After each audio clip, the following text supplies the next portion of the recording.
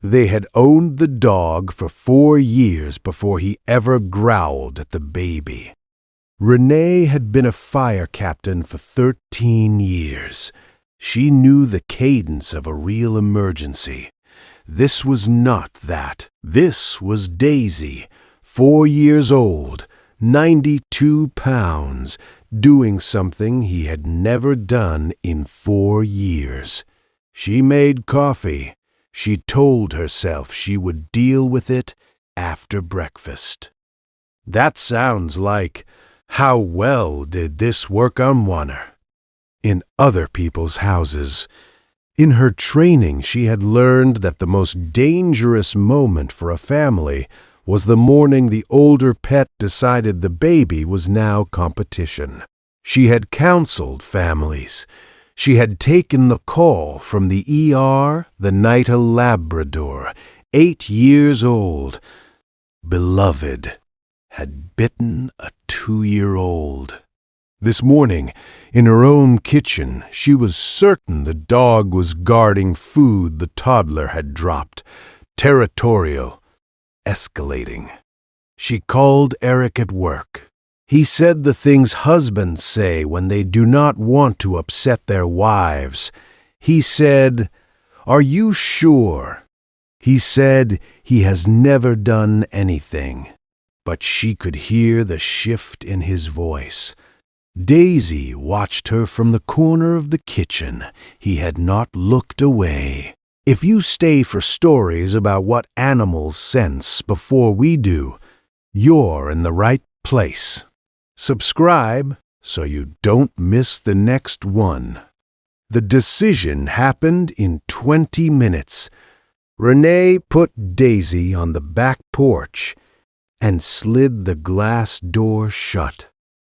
She put Mason on the rug with board books, and she sat on the couch, and she did not stop shaking. She picked up her phone twice to call the rescue. She put it down twice. Then Daisy scratched at the glass in a steady rhythm that did not stop. She thought, that is the noise that ends a dog's life in this country. She thought, I will call them at 10. But Daisy did not stop. He was not barking. He was not whining. He was throwing himself against a door that was already starting to give. The latch broke at 8:47 a.m. Daisy did not run to her. He did not approach Mason. He went past both of them into the back of the house and stopped. He sat. He stared at one specific spot. He whined once, the first sound he had made in an hour. Renee followed because she did not know what else to do. The most dangerous animal in her kitchen, the one she had been ready to surrender 40 minutes earlier, was not threatening anyone. He was pointing. The reveal came through the dog leading the parent down the hallway, stopping at one specific door. She did not understand yet. She would in 43 minutes. Have you ever had a moment where you missed something obvious until your dog refused to let you keep missing it? Tell us in the comments. Mason vomited at 9:03 a.m. twice. Then his eyes rolled. Then he did not respond to his name. The ambulance was there in 11 minutes. Renee sat in the back and watched a paramedic she had trained 6 years earlier hold her son's airway open. They were at the hospital in 7 minutes. Mason was in the pediatric ICU in 22. The attending pulled her into the family room and used the phrase, "a first febrile seizure." The on-call pediatric neurologist from St. Mary's Pediatric sat across from her and said Her temperature had climbed to 104.7 in under 90 minutes. If you had brought him in even 30 minutes later, we would be having a different conversation. She thought of Daisy pressing his shoulder against the gate.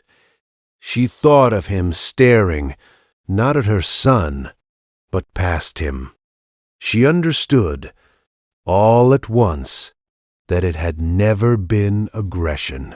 Daisy had been smelling a heat rising from skin no one had checked for 2 hours. He had known before any machine could have told her. What she had read as a threat had been a sentence in a language she did not know how to translate. Every guardian deserves to be recognized. If stories like this matter to you, subscribe so you never miss the next one. Mason came home 4 days later. Renee opened the back door before she set the car seat down. Daisy did not run. He walked to the carrier and lowered his head onto the edge of it. He did not move for the next hour. The vet later told her that animals can detect changes in a child's body chemistry before any human eye registers a symptom. Renee already knew. She had felt the weight of him against her hand at the gate. That night, she sat on the kitchen floor next to him for a long time and said nothing, because there was nothing she could say that he did not already know. He licked the toddler's hand exactly twice, and then he closed his eyes.